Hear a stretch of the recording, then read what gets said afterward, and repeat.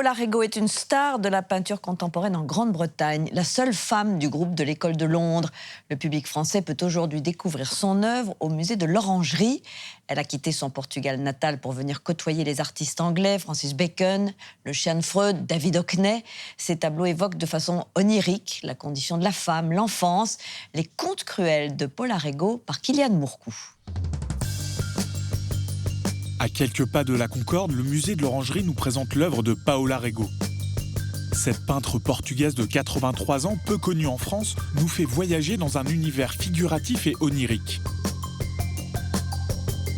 Découvrons cet artiste passé par la Slade School de Londres, comme un certain Francis Bacon ou encore Lucian Freud. Elle s'inscrit à la fois dans l'École de Londres par son réalisme, un réalisme incisif, très sans concession, et en même temps une part de baroque qui vient de son Portugal. Et effectivement, elle va développer un style qui n'appartient qu'à elle, qui est vraiment entre cette sévérité anglaise et cette générosité portugaise. Née en 1935 à Lisbonne, Paula Rego commence la peinture très jeune.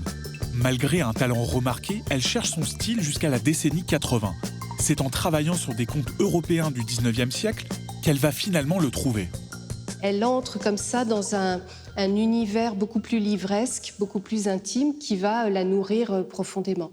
Et c'est effectivement une artiste qui est focalisée sur la question de l'enfance, pour aussi aller chercher les aspects cruels ou ambivalents du statut de l'enfant.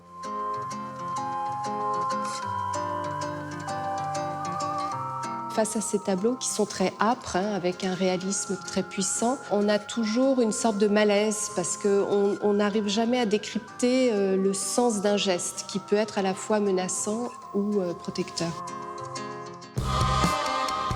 Pour donner vie à ces tableaux, Paula Rego crée des mises en scène très précises où modèles vivants, créatures et mannequins se mélangent.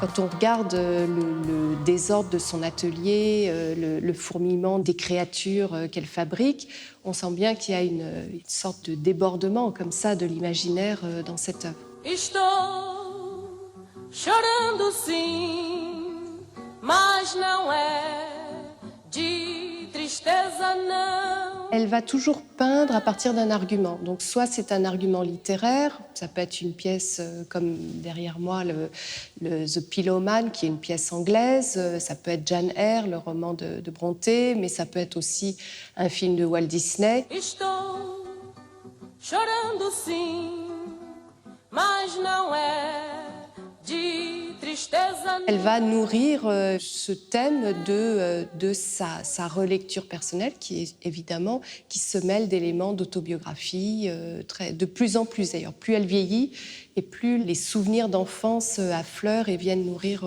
son œuvre. Mais sa peinture s'étend aussi à des questions sociétales et politiques. En 1998, le Portugal vote contre la légalisation de l'avortement et Paula Rego décide de s'investir dans le débat. I did the pictures to make people go, well, I had to say you have to have proper clinics to do it. There's stories we heard in it said of, fishwives doing it on the beach. Ces tableaux ont une telle répercussion sur la société portugaise que le référendum de 2007 est adopté.